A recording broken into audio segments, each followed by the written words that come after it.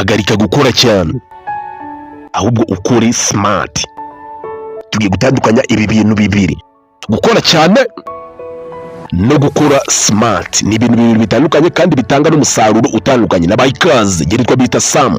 Uburyo umunani ukwiriye gukora neza mu buryo buri smart bitandukanye no gukora cyane. N'abayikaze ikiganiro nagasobanuye motivation. Niba utarakora subscribe no kuri Mukire Entertainment, uyu mwanya ko wakora subscribe ugakana like, ukaduha igitekerezo cyawe muri comment. Working hard and working smart ni ibintu bibiri bitandukanye. Icyambere, niba ushaka gukora mu buryo buri smart ukareka gukora cyane, make weekly plan. Ugomba gukora plan y'icyumweru, ibikorwa uzakora muri icyo cyumweru. Uburyo bwo gukora smart butandukanye no gukora cyane. Gukora cyane upfa gukora ibyo ubonye byose, icy'ingenzi ngo nuko uri mu kazi gusa. Hari igihe uba uri mu kazi urutwa n'umuntu utakarimo. Rero mu buryo buri smart kugira ngo uzamure umusaruro winjiza cyangwa se umusaruro w'ibyo winjiza. Cyambere uzakora rero ugomba gukora plan y'ibintu uzakora icyumweru, ndetse bibaye ngombwa wakora na plan y'umunsi. Ariko ahangaha reka turebere kuri iyi plan y'icyumweru. Ugomba gutegura icyumweru ibintu uzakoramo, ukirinda gukora ibintu bitari kuri gahunda wapanze muri icyo cyumweru, kandi ugakora neza uvangirije ku bintu by'ingenzi cyane. Plan ya weekly beforehand to provide clear direction and avoid reacting to random tasks. Focus on high priority goals rather than just staying busy. Iyo cy'ingenzi cyane, ibintu uzakora muri icyo cyumweru byandike, bibe ari ibintu bisobanutse neza, kandi wirinde gukora ibintu bitari kuri gahunda wapanze, hanyuma ukore ibintu by'ingenzi cyane kurusha kuguma uri busy mu kazi gusa nta kintu kizima urimo urakora. Iyo niyo gahunda ya mbere izagufasha gukora mu buryo buri smart kurusha gukora cyane. Hard work and work smart. Icya kabiri, kuraho ibikurangaza, eliminate distraction. Protect your deep focus by keeping your phone away while working. Even middle interruption break your mental flow. Ugomba gukuraho ibintu byose bikurangaza mu gihe uri mu kazi. Na telefone yawe bibaye byiza wayishyira kure mu gihe uri gukora ibintu biremereye cyane. Telefone ugomba kuba iri kure mu gihe ibintu ukora nyine bitagusaba kuba uyifite. Utuntu duto cyane dushobora kuba twakurangaza. Ugomba kubirira utuntu twose dushobora kuba twatuma utakaza intumbero yawe mu gihe uri mu kazi.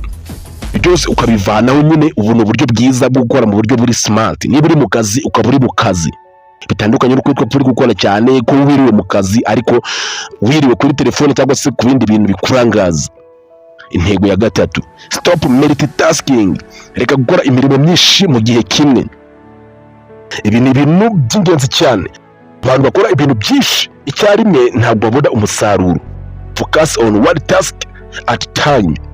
Multitask leads to poor quality and increase the stress because brain cannot through handle multiple input simultaneously. Ubwonko bwawe ntabwo ushobora kuba bwakora imirimo myinshi mu gihe kimwe.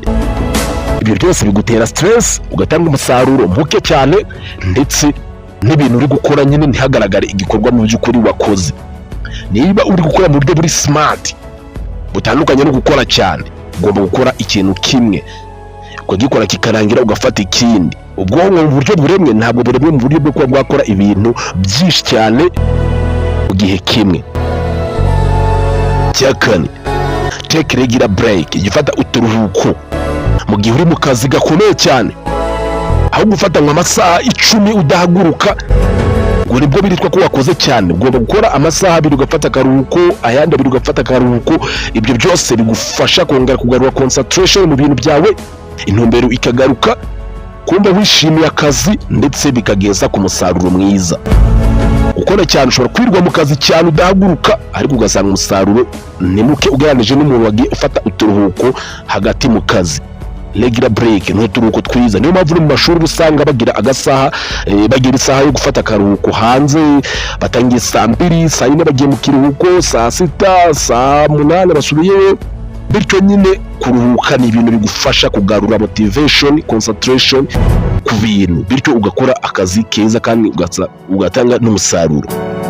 Treat your brain like a battery. short regular break are necessary to recharge your energy and maintain high performance through the day. Umunsi yiri ya gatanu uzakora koroshya akazi. Tegura akazi mu buryo bworoshye. Akazi uzakoroshya gute rero? Automate work flow. Look for ways to streamline or automate repetitive tasks. These reduce decision fatigue and fill up mental energy for important work.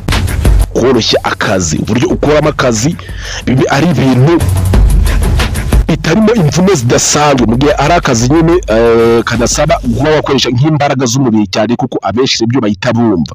Urugero niba ukora nk'ibintu by'ikoranabuhanga nko kuri computer, nk'urugero mu cyimbo cyo gutayipinga amagambo menshi cyane ukoresheje intoki, ubu ngubu hari ikoranabuhanga, hari za AI, mu buryo nyine ushobora kuba wakoroshyamo akazi, bityo ugasanga imirimo myinshi wari gukora nk'umuntu iri manuel uyikoresha ikoranabuhanga, bikagufasha kurinda umunaniro, intekerezo mu mutwe zawe zigahora ziri clean, mental energy, kandi ukaza kubona umusaruro mwiza. Ibyo bwo koroshya akazi nyine nk'iyo, niba ari ibintu bisaba gukoresha ikoranabuhanga urikoreshe, niba ari ibintu bisaba gukoresha uburyo bwa automatique ubukoreshe.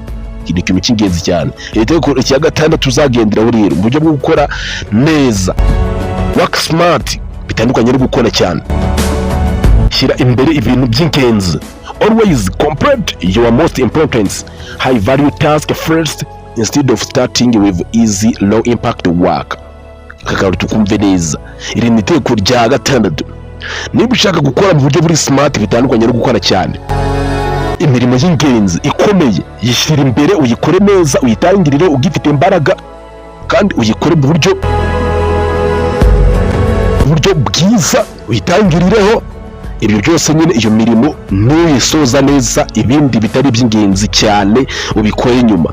Ni ikintu cy'ingenzi cyane ugomba gukora neza, by'ingenzi by'ibanze ibihagarariye akazi akaba ari byo uheraho mu buryo bwo kwirinda kuba wakora mu buryo buri hard work, ahubwo ukajya ukora mu buryo buri smart. Iby'ingenzi akaba ari byo uheraho, bifite agaciro gakomeye cyane. Ntugatangire ku tuntu tworoshye. Cyangwa cya karindwi uzakora, ugomba kugira gahunda, stay organized. Ugomba kuba ibintu byawe biri ku murongo, warateguye system y'uburyo ukoramo ibintu byawe. Ahantu ukorera akaba ari ahantu heza hasukuye, hafite isuku ihagije. Ibyo nabyo bifasha mu buryo bw'imitekerereze. Ibyo byose ni ibintu bigufasha kuba watekereza neza, kandi ibintu byawe bikaba byoruganije neza. Uyu munsi urakora iki ngiki n'ikirangiro, ukora iki nacyo n'ikirangiro, ukora iki. Ibintu buryo bwo gukora mu buryo buri smart, bitandukanye no gukora cyane, kandi ugakorera ahantu heza. Organized workspace and system to prevent time wasted for searching for item and help to maintain a clear, calm mind. Gukorera ahantu hatameze neza, ukajya ushaka nk'akantu ukakabura bitewe nuko ibintu byawe bitoruganije, bityo rero ugashaka utakaje igihe kinini uri gushaka ibintu wagombye kuba ufite mu gihe wari gukorera ahantu heza, ibintu biri ku murongo, hasukuye neza. Gukorera ahantu heza hasukuye, ibintu byoruganije neza cyane, bigufasha no gutekereza neza. Icya munane, build constant routine. Ugomba kugira gahunda ihoraho, imibereho idahindagurika cyane. Uyu munsi ufite ikintu uzakora, n'ikirangiro uzakora iki ngiki, mu kwezi gutaha uzakora iki, guteganya nyine ni ibintu by'ingenzi cyane. Build constant routine, ibintu nkuru ukora bikumotiva, ibikorwa bya buri munsi bikumotiva. Ibyo byose ni ibintu nabyo byiza bigufasha mu kuba wakora mu buryo buri smart, bitandukanye no gukora cyane. Turi gutandukanya hard work and work smart. Build constant routine, lay on a system rather than temporary motivation. Instead, letting return effective action into automatic habits leading to long-term success. Ugomba gukora neza, ukareba ibintu by'ingenzi, ibintu bikumotiva, ugakomeza kubikora nyine, ukagira ibintu bihora ukora bikumotiva. Constant routine, uhora ukora bikumotiva, ibikorwa byawe, imico, ibyo byose akaba ari ibintu nyine biyifite aho bihuriye n'inzozi ushaka gukabyamo z'igihe kirekire. Utuntu dutoya uhora ukora dufite aho duhuriye no kugera ku ntego zawe z'igihe kirekire. Ndabashimiye. Ikiganiro cyitwa Gasobanuye Motivation. Niba wagikunze, kanda like, kuri subscribe, duhe igitekerezo cyawe muri comment.